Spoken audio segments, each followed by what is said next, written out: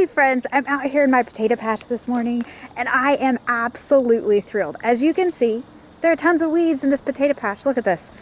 But they're edible weeds. This is lady's thumb.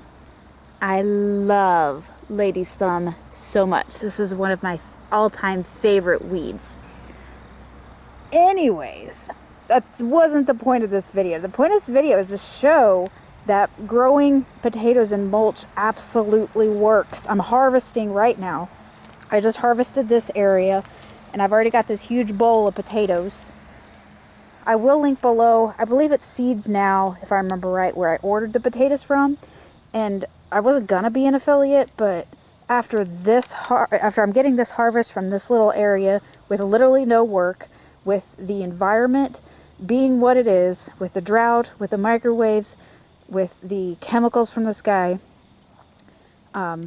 and these potatoes still doing so well, be sure to chit, C-H-I-T, your potatoes before you plant them, by the way. But this is a variety of mulch. When you plant your potatoes after you've chipped them, you want to be sure they're in contact with the ground, and then cover them with mulch. Now the mulch that I have here, it's actually a variety of a few things. It's some is straw. It's all been rabbit bedding, but some of it is straw, some of it consists of pine shavings, and then there's a little bit of wood shavings in here. But check this out, you guys. Oh, I am so thrilled with this potato harvest. Now the potatoes that I bought were like early, mid, and late season potatoes, a mixture of them. And I haven't, it's been a sucky year. It's been a hard year. You know, that's the case for everyone pretty much. And, you know, so I wasn't able to really pay much attention and harvest and things. But look how easy this harvest is. I'm not digging anything at all. And, you know, some of these things, obviously we've got some weeds. Oh, I'll give this to the bunnies. Look at this. Look at this. Look at this clover. Look at those clover leaves. It's huge. Bunnies will love, love, love, love this. And of course, you know, I've just basically been dumping mulch in here ever since I planted these potatoes this spring. And, you know, I don't have potatoes planted all over in here, as you can see. But we did eventually set up a waterer over here. You can't even hardly see it because of the weeds that have come up since. But I've only turned the sprinkler on like once or twice, maybe, something like that. See, look how easy it is. I just pulled that up like that. And then I'll also go back and grab them as well. But man, this is a way to grow potatoes, you guys. You don't have to just put it in soil and toil and dig and dig. You know, chip them and make sure they have contact with the ground, and ignore them basically. You know, I didn't water them. Like I said, we turned the waterers on maybe a couple of times this year, maybe, if that. And look at this. I mean, we're making soil down here. This is hard clay. It's compacted clay down here. So it's typically not something that you grow stuff in. But wow, I'm so excited, you guys. I am so thrilled. It's so easy to harvest these potatoes, which, you know, like I said, they're not, I don't have them planted all over. So we're not going to find potatoes all over here. But I wanted to share this with you because, you know, a lot of people don't have a lot of time. You don't have a lot of energy. People are sicker and sicker and sicker, you know, and that's just going to continue. Look at this. Look at this. Look at these potatoes.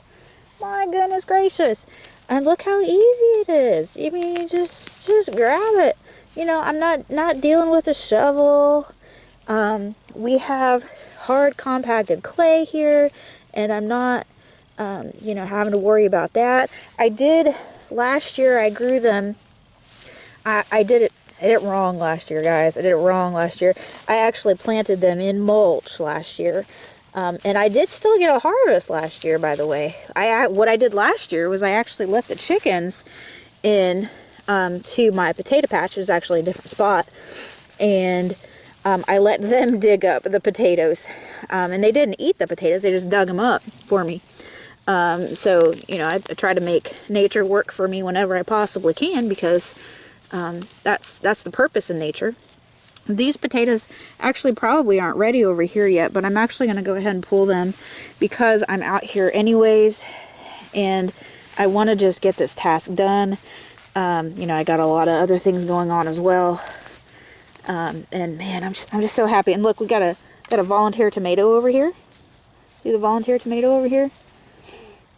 I don't know where it came from. I don't know where those tomato seeds came from, because I certainly didn't give the bunnies any tomatoes for them to have tomato seeds. But yeah, I don't know. I just, nature will provide if you let it. You know, just figure out how to let nature work for you. We're given dominion over nature. We just have to figure out how to make it work for us. I want to show you something else. I want to show you Jerusalem artichokes, or sunchokes. You know, call them what you will. Basically the same thing. They are not quite wild, but you can see here, look at this. Look at this tall guy. Look at him. Look at him. So these will make flowers here in the middle. They're beautiful, beautiful flowers. And then they'll make seeds. Now, some people will say that you can't grow anything from the seeds. Okay, but this patch here of Jerusalem artichokes, which is a tuber, this patch here of Jerusalem artichokes isn't entirely from seed, but it's mostly from seed. And I didn't transplant. What I did was, I don't think I have any out here. I actually just, for most of them, I just took some glass pie pans and pie plates and covered them on top.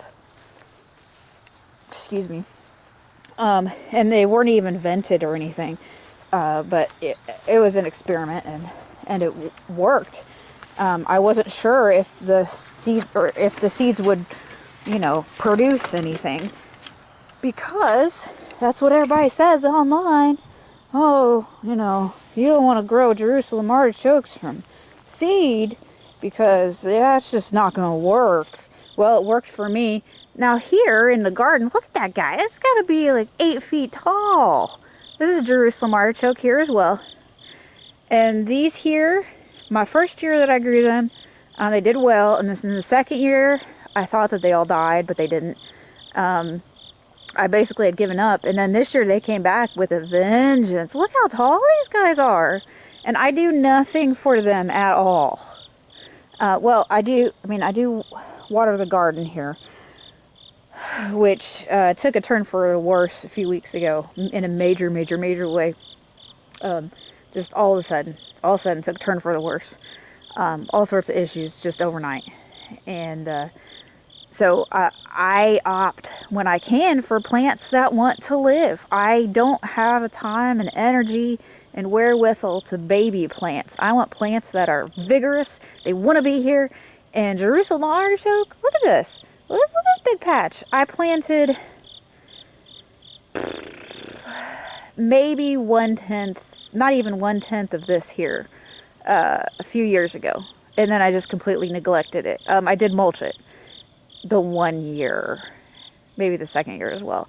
And that's it. And then this year it's spreading in the garden, and a lot of people will be like, oh, it's invasive.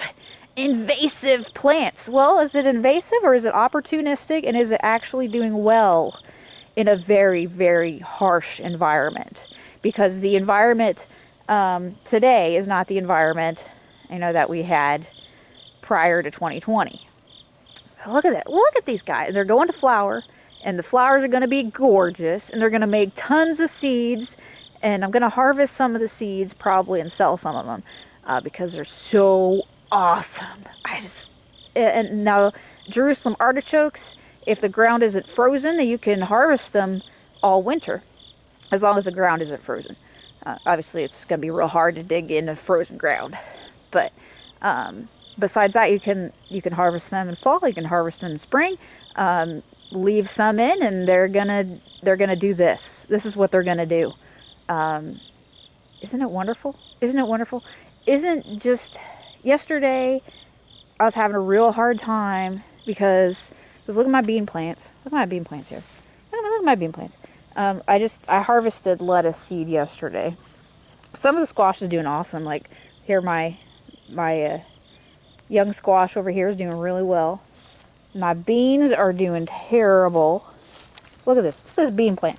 Look at this. Look at this. Overnight, they basically turned brown. They had bunches like spots on them and stuff. And it's like overnight they just gave up and wanted to die. And that's the case for most of my bean plants here. Here's another one here. Just overnight, my bean plants wanted to die. I don't know if it correlated with a stupid dirigible SpaceX launch or not, but I just know that that's what happened. And of course, yeah, I got plantain growing here. Yeah, of course I do. That's good food. The leaves are wonderful food. I'm actually I got some basil coming today, and I do have a little bit of basil out here, but not much.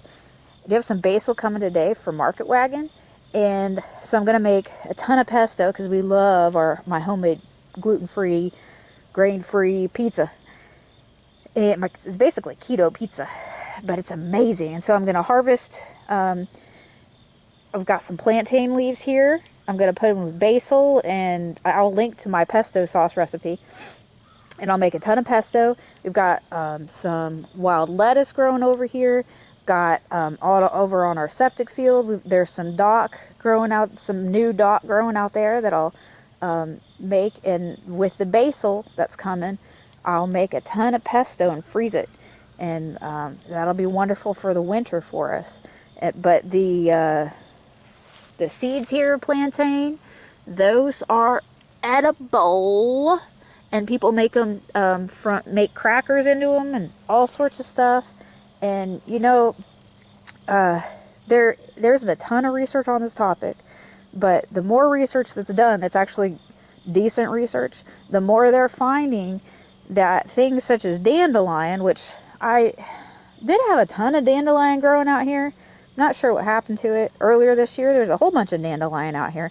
But dandelion, for example, is very effective at mining calcium, and it brings calcium up from the depths of the soil.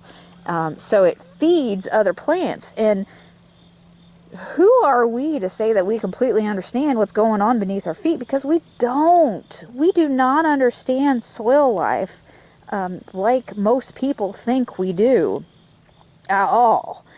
And in this garden, generally speaking, you know, the more things that are growing in an area, the better things do, which is kind of weird.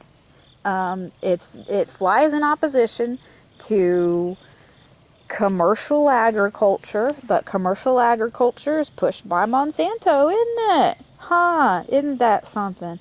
Oh yeah, actually we got a little bit of dock over here. I'll show you a little bit of dock. There we go.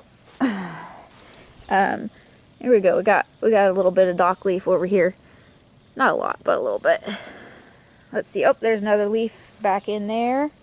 But see, look at these bean plants. Just overnight, they just gave up. And I gotta say, I was upset yesterday. I went on a walk. I looked at our ponds. I looked at the neighbors' ponds because we got two neighbors who have big ponds, and our ponds are super small. And there's that mullein back there. I've been giving my honey mullein tea a lot lately. He actually has been asking for it on the weekends. And the mullein, if you're around mold, you need mullein. This is a weed, but you can buy mullein for pretty cheap. I'll link to sources that I've also bought as well from. But it's an expectorant. It gets that stuff out of your chest. So if you're around mold, that's what you need. You need some mullein right there. That's mullein right there. Also, it's excellent toilet paper when crap hits the fan. Just saying.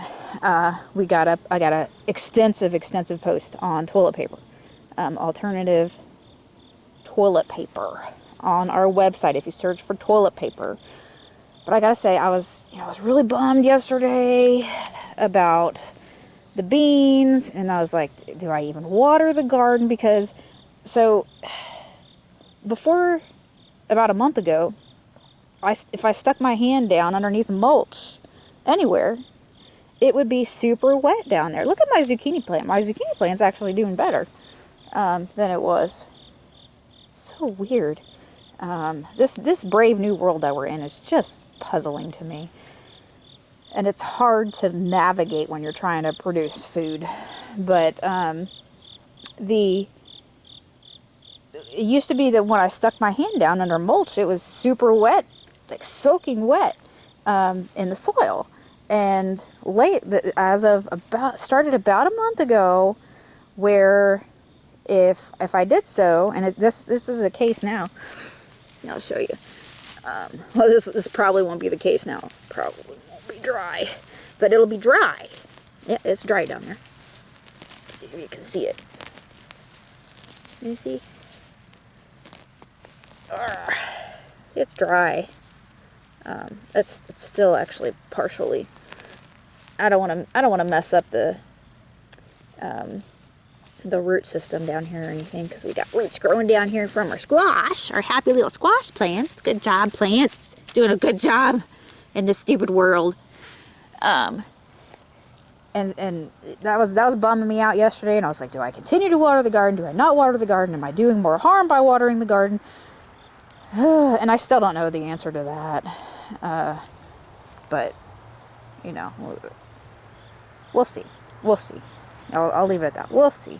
We'll see whether I continue to water the garden or not. But, you know, the beans, yeah, obviously they're not doing well, so I'll pull them out. I'm probably not going to plant much more new in this garden this fall, just because I'm behind in everything. Like, I needed to make my laundry soap for a week, which, by the way, we've got that recipe up on our website. And it's soap.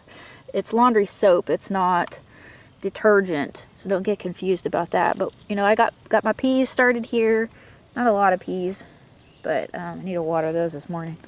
But I'll get those transplanted when they're ready to transplant, which is not yet. But I really wanted to show you, you know, if you're having trouble in your garden, it's not your fault, most likely. Quite frankly, it really most likely has nothing to do with you and everything to do with the environment. So the key is to figure out what wants to grow and to let that grow. Like, we've got this lemon cucumber that I keep talking about, because it's taking, like, this is all one lemon cucumber plant. One plant. One. Obviously we got some tomatoes in here too, but these squash leaves, these are squash leaves. These are lemon cucumber plant leaves right here. All of those leaves all over here, and then it's going over here. That's the lemon cucumber right there. And then it's going back in there to the squash, some to the yellow squash, and then it's coming around here. It's just one huge tentacle.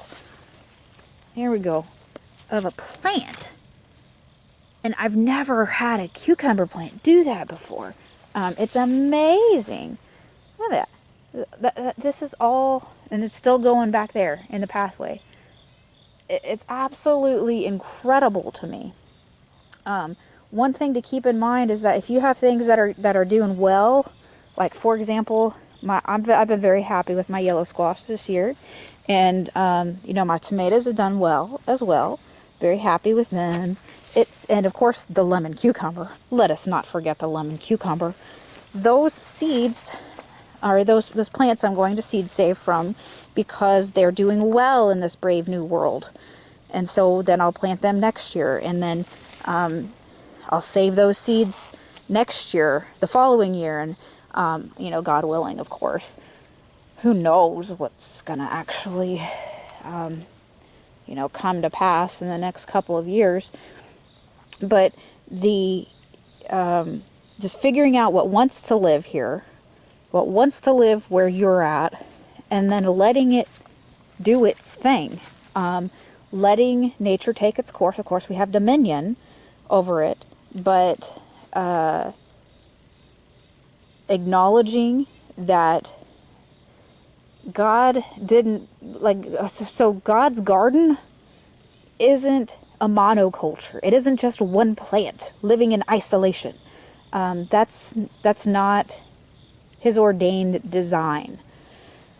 It's a polyculture. It's, you know, we've got plantain here.